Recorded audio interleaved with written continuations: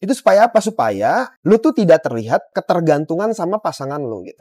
Kalau lu udah berani nikah, lu juga harus berani to let go. Oke, balik lagi sama gue Amri. Di chapter Y kali ini, seperti biasa, kita akan bicara mengenai pernikahan. Jadi, disimak aja. Sekarang gue mau ngomong salah satu tips mengenai bagaimana lu bertahan dengan pasangan lu. Dalam konteks, ini pernikahan ya. Mungkin ada beberapa yang sebelumnya udah gue jelasin di video-video sebelumnya.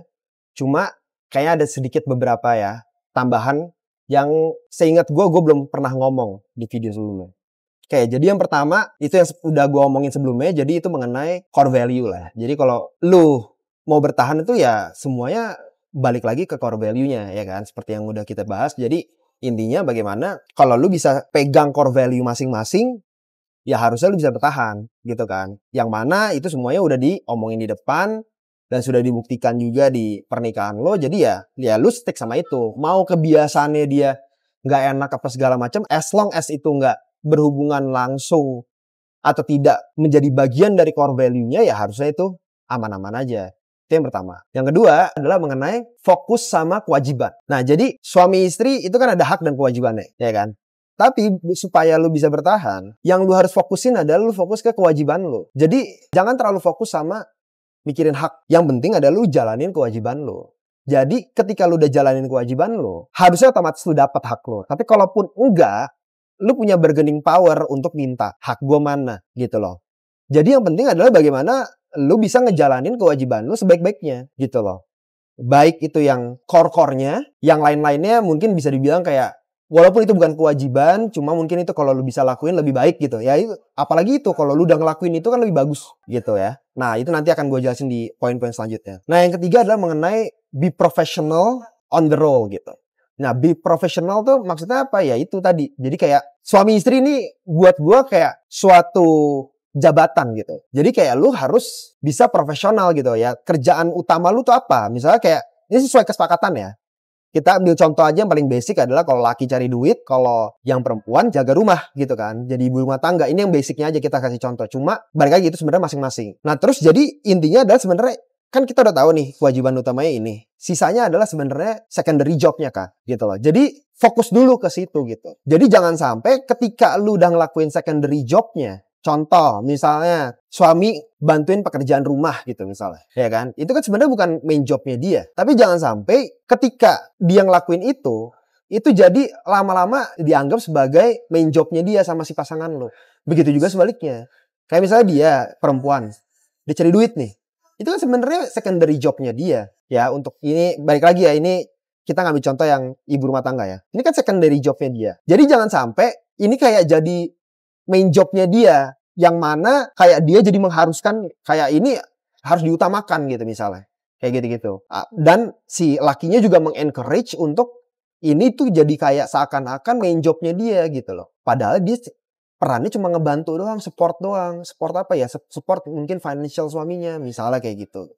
Nah ini jangan sampai kebalik. Makanya gue bilang be professional gitu. Makanya yang utama ya utama, yang secondary. Jadi jangan kebalik gitu loh.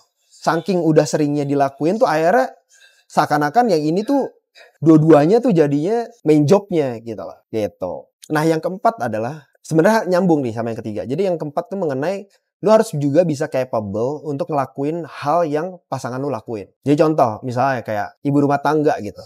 Ya lu juga harus bisa jadi bapak rumah tangga. Contohnya yaitu misalnya kayak mendidik dia, ngurusin anak-anaknya, segala macam. Itu lu harus bisa juga. Tujuan apa? Karena lu kalau misalnya bisa ngambil dua peran itu, ya jadi maksudnya walaupun mungkin lu gak sempurna, tapi setidaknya lu bisa nunjukin ke pasangan lu kalau lu tuh bisa menjalankan perannya dia juga gitu loh.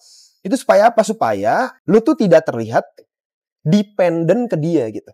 Lu ketergantungan sama pasangan lu gitu. Begitu juga sebaliknya, istri juga sama. Makanya kalau gue yang lebih menganut yang prinsip istri walaupun misalnya ibu rumah tangga, dia juga harusnya bisa juga kalau misalnya dia dibutuhkan, ya dia bisa kerja gitu loh. Dia harus nunjukin ke suaminya bahwa dia itu capable kok buat kerja. Gue gak kerja karena gue respect sama lo, karena memang kita udah cukup dengan pemasukan dari lo, ya gue gak kerja misalnya gitu. Tapi kalau gue pun kerja gue bisa. Jadi gue bukan yang bener-bener tangan gue di bawah dari suami gue, enggak.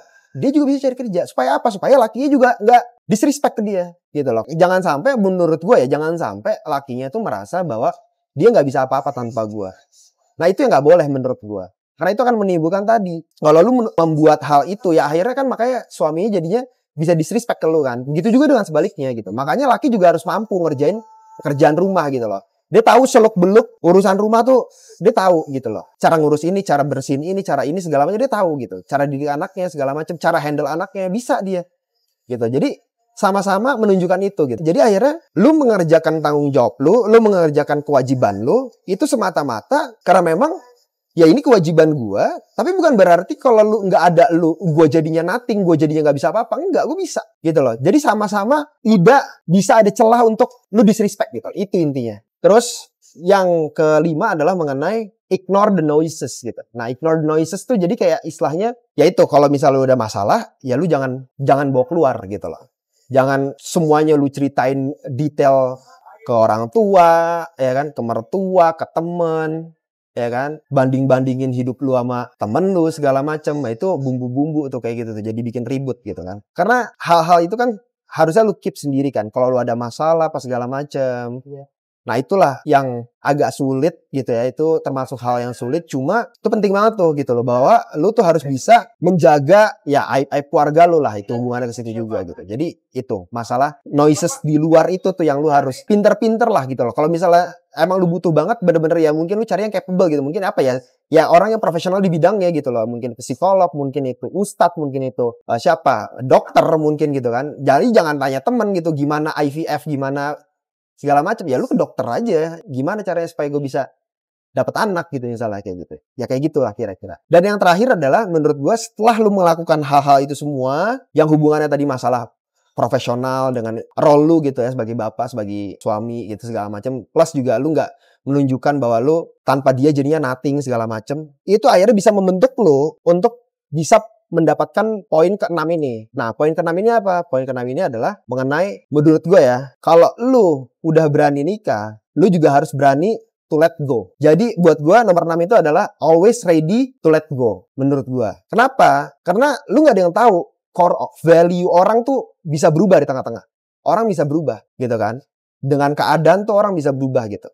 Jadi makanya memang ya balik lagi ya, kalau kita kepercayaan muslim gitu ya, kita itu kan sebenarnya semua ini kan ibadah kan. Dan kita nggak bisa menggantungkan semuanya itu ke pasangan kita juga. Makanya semuanya kan ya harusnya niatnya baik dari awal gitu ya. Ini karena memang ibadah ya karena Allah kan gitu. Nah jadi makanya lu harus ready to let go itu gitu. Karena lu nggak tahu nih kapan nih tiba-tiba dia berubah segala macam. Karena itu bisa terjadi hal-hal kayak gitu.